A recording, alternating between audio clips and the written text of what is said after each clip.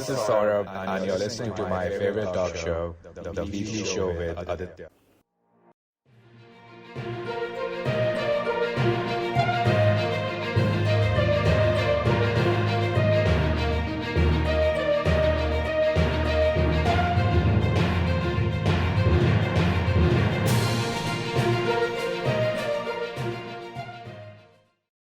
This is episode 208 on the 15th of May 2020.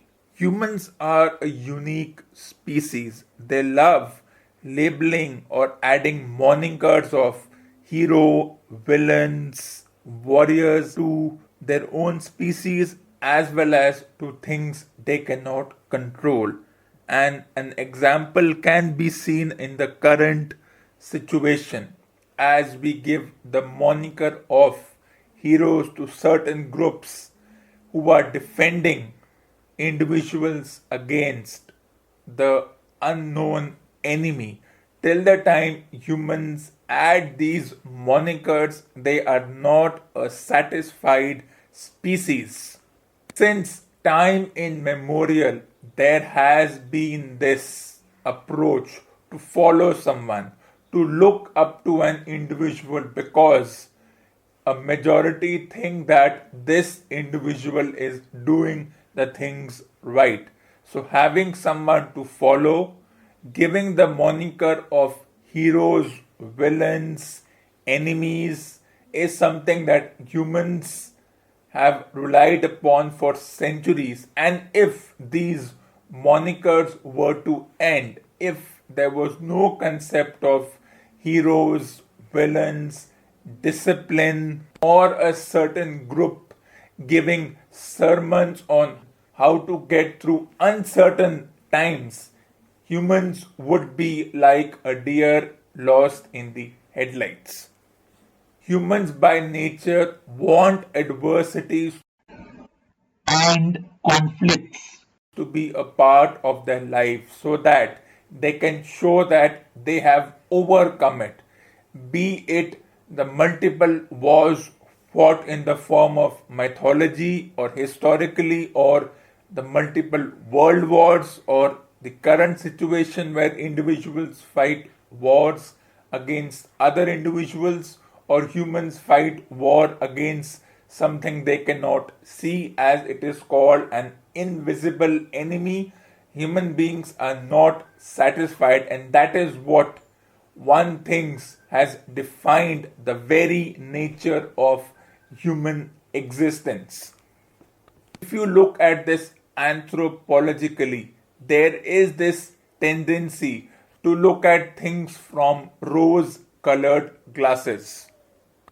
Therefore, the definition of this new word, this new colloquial, new normal is often contradictory. How can anything be new and normal at the same time is something that still to this date flummox me. It does bamboozle me. I don't even get this meaning of new normal. But the idea is to keep repeating a certain phrase, and the more individuals repeat the word new normal, more they cater to a certain script which is happening right now, that yes, social distancing is the way to go. Wearing masks is the way for the future. Wearing gloves, wearing personal equipments or protective equipments is the way humans have to live, or we have to live with this certain unknown enemy. Once this script is repeated again and again, it will become a part of our daily conversation. The more we allow a certain group whom we look up to, whom there is a certain amount of respect for, and when they cater to this script, it could be anything, but in this current situation, it is about repeating the words, reiterating the words: social distancing, wearing masks, wearing gloves, sanitization. I am sure when we were in school, we had this idea of social distancing even then. Those who have attended assemblies in schools must have been told by your teachers and your prefects, the head boys, the head girls, and the various prefects that have a one arm distance from your classmate in front of you. If you remember, this was already being practiced, at least for me. Social distancing was a subtle part of growing up in school, but it was never taken seriously. It was taken for granted. Let's take a look at quotes by certain individuals whom we look up to, whom we see as heroes. Though what is the definition of heroes is something that I yet do not understand. But let's look at what this individual said and then let's analyze it.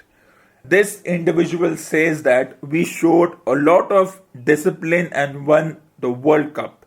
We must show the same commitment and discipline to beat this. Let's take a look at some of the key words: discipline and commitment. In fact, if you look at historically, we respect individuals who show discipline and commitment to their work or to what they do. We abhor individuals who are casual and who are, in some definition, indisciplined and not committed to their work. We generally do not like to be around such a group. But when we see a group of individuals saying that they were disciplined and they won a certain tournament, and that same discipline can be shown in the current circumstance, it shows that how discipline and commitment are the two phrases, are the two terms that humans love. Throughout history, humans have loved other individuals who show this, and then the idea of following begins. Who to follow? Who is disciplined, who is serious about their work, who shows commitment, who sits and finishes their work in a proper manner and are not languid about their work. And this is how human civilization has survived for centuries, whether it is a part of mythology, whether it is a part of history, or whether it is in contemporary times. Only advantage of social distancing is that at least crowds in metros and buses will be more disciplined, because as someone who doesn't like traveling through metros and buses because of the crowds, it's not because of the fear we have today, it's the fear of slipping and hurting. It's possible that being stuck in a crowd is not the right way. But a couple of weeks ago, even a year ago, a crowded metro and a train was a source of pride for a country. That yes, if the metro is full, if the buses are full, then it shows that the public transportation system is doing well. The authorities have done everything good to make sure that people adopt to this public transportation system, because what will happen, it will reduce the traffic on the road, it will help reduce the pollution, because the crowding in a metro and a bus was seen from the point of view of reduced traffic and better air conditions. But today it is the other way around. A metro and a bus crowded will not be seen as a positive thing anymore. It will be seen as something which is harmful to the citizens. it's seen in a different context with this new C virus coming into play. Pollution has been kicked to the end of the curb. Pollution is not even something that individuals are thinking about. But now, if it is looked from the transportation point of view, crowds are a strict no. Once upon a time during sports matches, if the grounds were empty or if the ground was only filled up to 10%, thought used to be is people don't enjoy coming to the ground. They don't like this sport anymore. So when the grounds used to be full during a football match, a hockey match, the message came that yes, people are enjoying the sport, but things have changed rather dramatically. Once again, just like the transportation system, but crowds are now a strict no. It's the same case with sports grounds. We rather have empty grounds so that individuals are not harmed in the context of the current situation.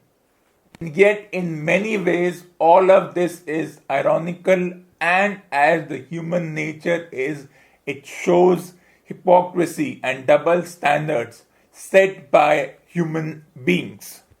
When I read reports, hear news about various municipal corporations going on this craze about cleaning, sanitizing after every time the metro is used, or cleaning and sanitizing the metro station, I'm a little flummoxed by this sudden urge to start going into this cleaning overdrive.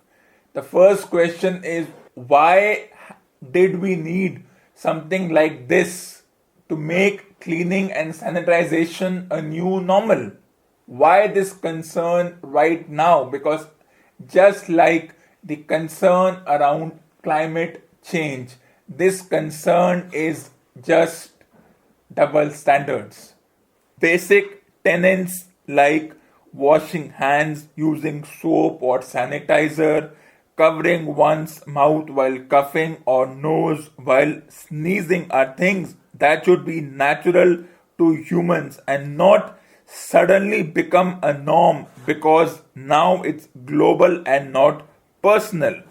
But like the discourse around pollution and climate change, where the entire planet pretends to be concerned about such events and blames the modern day world, despite humans being responsible for it since the time nomads became settlers. It's the same case with the flu and the virus. We never needed external events to suddenly focus on personal hygiene as well as hygiene of metro, bus stations, and other such places where there is a lot of crowding. Let's look at it from the point of view of different modes of transportation. As we all know, at this point, there would be two major modes of intercity transportation. One would be the buses and the metros, that is the public transportation for which we have to pay a certain fare, literally share with other passengers, even though it may be at a reduced capacity for the time being. The other one is the more personal one, that is the taxis. And if you ask me whether I prefer the metros and the buses or the taxis, I would always go for the taxis. Yes, the taxi fare has always been more than the metro and the bus fare. But in terms of safety, in terms of avoiding crowds, in terms of the fear of the C virus and all the hypersensitivity around this, I would go for the taxis. Of course, even the taxis won't be as simplified as it were a couple of months ago, or let's say simply till February, but still, it will not be as complicated as the metro and the train and the bus system that will be. So, what will individuals prefer? If they can afford, they would prefer taxis. If they want to go for a cheaper option, the metros and buses are not technically cheaper, but compared to taxis, in the context of how a majority of passengers see it, yes, it is cheaper. But yes, the definition of traveling in a metro will change. But this is my first question. Whenever I have seen buses, I have seen them full. I have seen individuals hanging out on the railing, and this has been seen as a matter of pride. I've heard people say that in the 70s, 80s, people used to run after buses and climb while the bus was in motion. It was a dangerous thing to do, but that was a matter of pride. How was that a matter of pride? I still don't understand. How is running after a bus and climbing it while it's in motion, the fear of slipping and getting injured? We never thought about that. We never thought about individuals hanging out on the railing. Only when this C virus struck us that we thought about all these factors. Isn't that a show of double standards and hypocrisy? Shouldn't we have been more stricter about buses being crowded? Did we need this epidemic or pandemic to strike fear in our hearts about crowds, not just in the context of how we would be harmed in terms of contracting a certain disease, or the fact that crowded buses, crowded metro in the overall situation were and have always been dangerous? Then there is the question of not allowing people to stand in the train or the bus and hold the handlebars. Well, how does that work now? Why were we allowing it till this thing struck? Once again, the question is the same. Why this sudden show of humanity only because this virus struck? Or maybe humanity's attitude needs to change only when such epidemics and pandemic strike the world? It's time for a short break.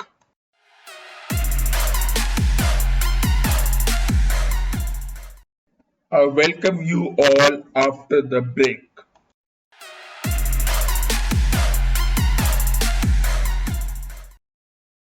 I never saw crowding in a bus as a matter of pride. I saw it as a matter of shame. How desperate individuals were to take that bus, or how the SOPs of the bus were then so languid that they allowed the buses to be crowded, and now it's like as if there's a sudden transformation. Now it's a strict no. Now every individual will be checked for whatever they'll be checked, but there would be no crowding. Well, this wouldn't have happened. We wouldn't need to have such SOPs today if we had been careful of such things before. Yes, what happened in the past is the past. But had we been careful about crowding of buses and trains, and had we been more strict about those things, we wouldn't have to have this charade of social distancing today. When there is the talk about crowding of trains and buses, it's not only the metro trains but the local metro trains in Bombay, which were once upon a time a source of lifeline for multiple businesses. But that is the biggest change, that one could see that no longer would the trains the semi-metro trains in Bombay be as crowded as they used to be and a matter of pride. For me, never were they a matter of pride, but a mockery of the ill-disciplined, unorganized transportation system. Will things change? Well, it's a force of hand which will change things. Otherwise, authorities would have not once even thought about. The humanity that used to throng the top of the trains means they were at risk from the electric wires on the top. They were hanging by the doors, means if they slipped, they would be severely injured. But now it changes because of other reasons and not because of those very reasons I mentioned. At every second it was risky, but now the force of hand will force the authorities to change their game plan as far as crowding these once called historical trains are concerned. Now the question is, how long will this social distancing last? For me, it looks good on paper, but in some circumstances it may work, but in the majority of the situation it may backfire. Let's add something equally more important before we go on to discuss the different transportation SOPs mandated by the authorities. This has also exposed the double standards of hotels and restaurants. It is quite an eye opener that only after the news of this virus spread that hotels have gone on a spiral, suddenly caring to install hand washing stations, giving sanitizers on every table, focusing on packaging and food hygiene, disinfecting the premises, making it a contactless delivery, making sure that the individuals who deliver the food, be it in the restaurants or as home delivery, do not have any kind of contact with the person they are delivering it to. But why now? Why weren't they given all these equipments like gloves and sanitizers before? There still is nothing but hypocrisy. Should not have these practices been followed every day? Does it mean that they took all this for granted before and now all this is just collateral damage? Also shows that the city councils did not fine restaurants and hotels before if they had failed to follow all these practices as a daily routine. So both the city councils and the eateries and hotels and restaurants have shown their hypocrisies and the fact that they were sleeping until this global scare broke out. And now to placate their bosses and citizens, they are going on the all out to show their involvement. Let's get back to the different transportation SOPs. These would include staggered timings for office goers, cashless payments, installation of thermal imaging cameras at bus stations, stipulating fixed number of travelers who could travel at a time in buses, trains, and others. Comes down to the same thing. The most important key word here is stipulating fixed number of travelers who could travel at a time in buses, trains, and other forms of transportation. As I said before, once upon a time, in fact, for the past 50 to 60 years, especially in a country like India or many other populated countries, full buses were a matter of pride. Crowded buses showed that people were adapting to the transportation system, that the transportation system was now popular, but now it's the other way around. We don't want buses to be crowded. We don't want individuals running after the bus, climbing it when it's motion, forget any kind of contact touching or any kind of virus affecting us. What if the person would slip? This has happened before, but this did not wake the authorities because this was restricted to a particular city or a particular region in a country. It was not a global thing. The world only wakes up when it's a global scare, be it an economic crisis, what one calls deflation, or depression, or this particular crisis. Let's look at the other suggestions. There are also suggestions like placing drop boxes where passengers can leave cash without handing it directly to the conductor, and to have some form of digital payment. Let's look at something important. Seating capacity of buses will be limited to 15 to 20 passengers. The transport department is looking forward to implementing certain restrictions in rickshaws and taxis. Stranded passengers, footboat journey, and purchase of tickets will not be permitted. For me, the only good thing that has come from this is that footboat journey will not be permitted. But will the individuals adapt to this? Yes, change is important, but how much will they adapt to this? In this context, let's talk about something very, very important that has still not been made a conversation today, and this is very different from the transportation SOPs. The hostels, yes, the hostels in most colleges and universities are shut, but eventually students will return. And once again, just like footboat journey and crowded buses, the one thing which I did not like about hostels was room sharing. That is, two students had to share rooms. I think that should go away. Means you can increase the number of rooms, you can build more hostel premises, you can build more hostels on the premises of the said university, so that everybody gets their own personal room. And then the most important thing, no common bathrooms.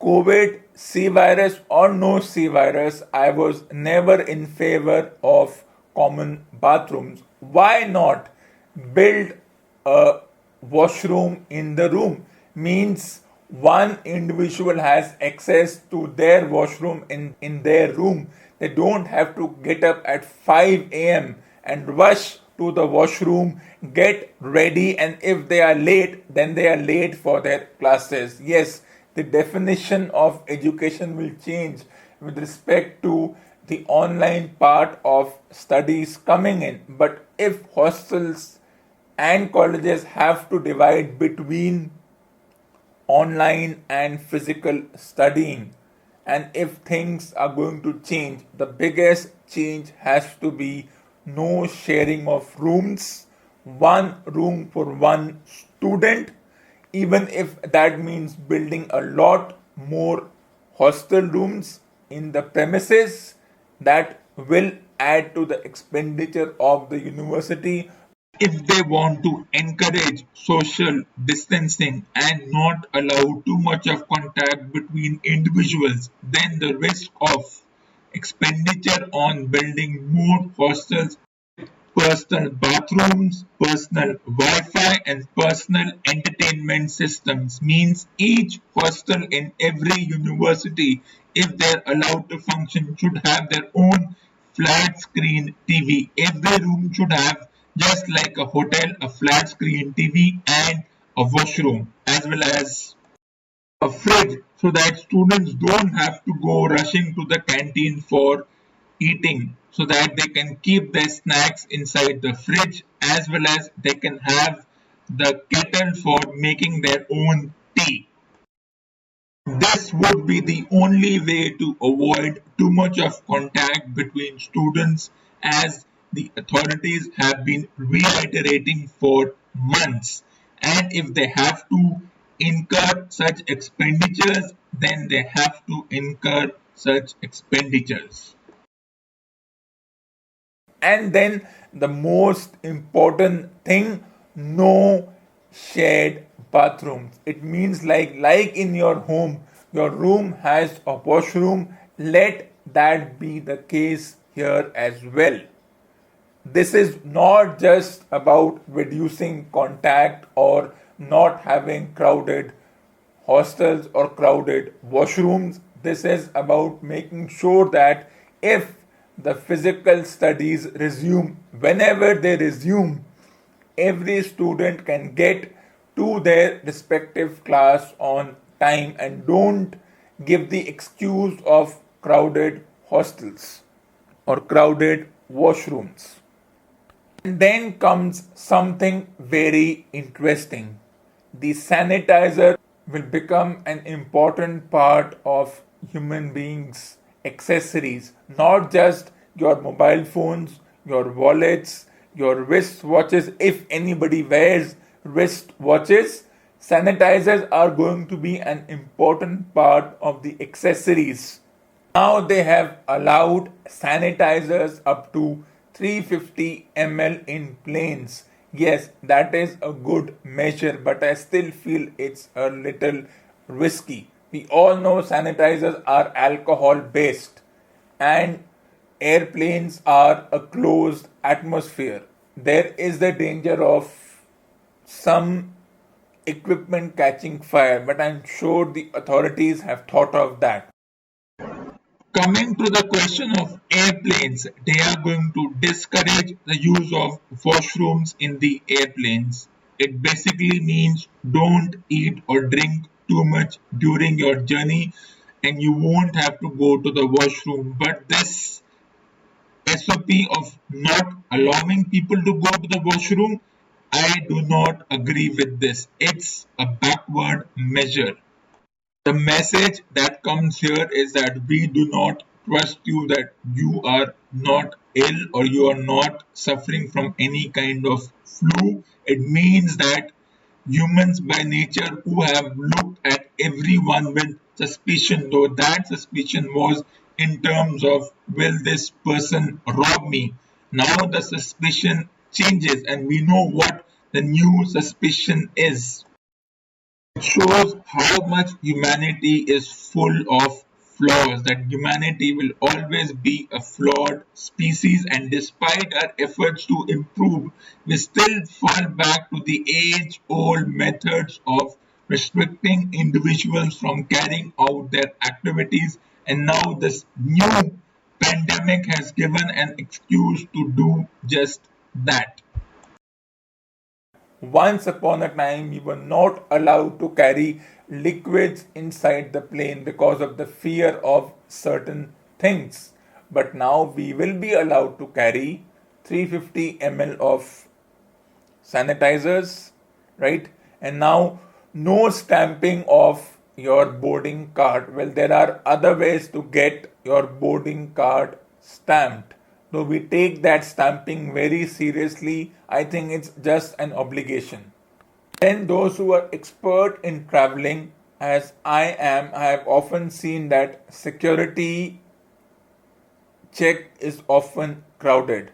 So how will they stagger the movement of the passengers? Will it be by the time of the plane? Will other individuals have to wait because their plane timing is later on? Will they divide on that? That will be difficult. That will not be a practical thing. Just like hostels building more rooms and adding washrooms in that room, the airport systems will have to add more security checks. Means the area where the security check happens will have to become bigger. The bigger area will be needed for that. That is something very important.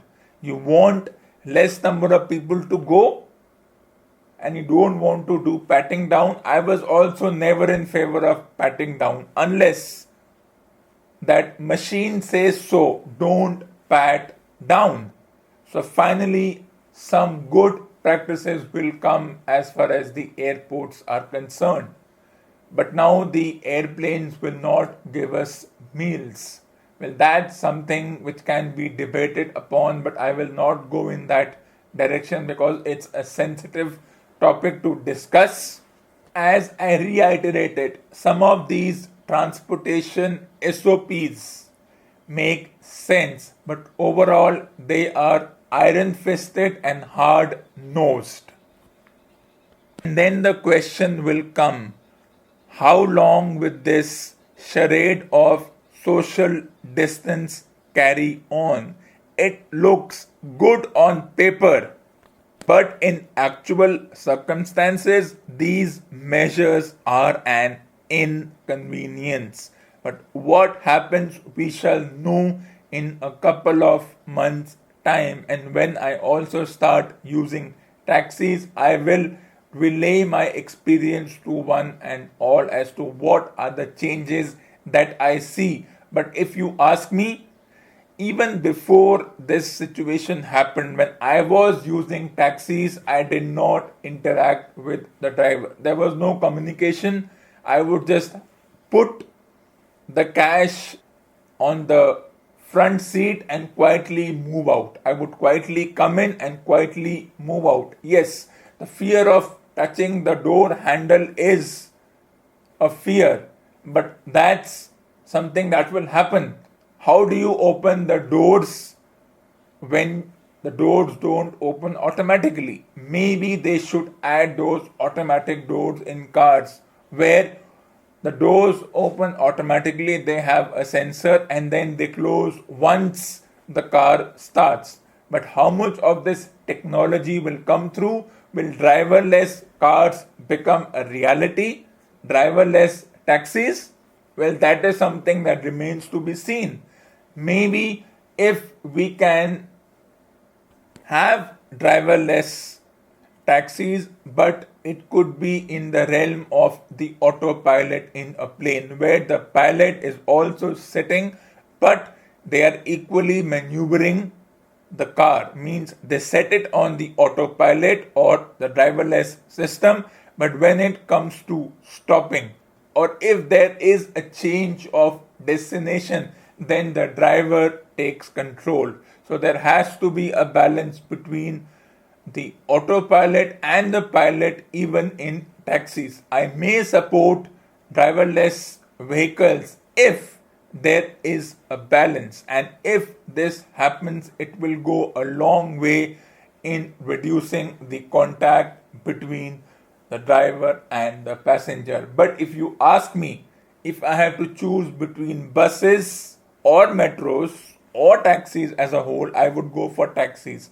They are personal, they are private, and I don't have to wait on metro stations for the train to arrive. If I take the wrong train, then I'm stuck forever. If I'm not allowed to enter the metro station because the metro station is already crowded, and so many ubiquitous rules that will become a part of the daily norm, or what we reiterate as new normal. That's an experience I will talk about once the taxi system starts.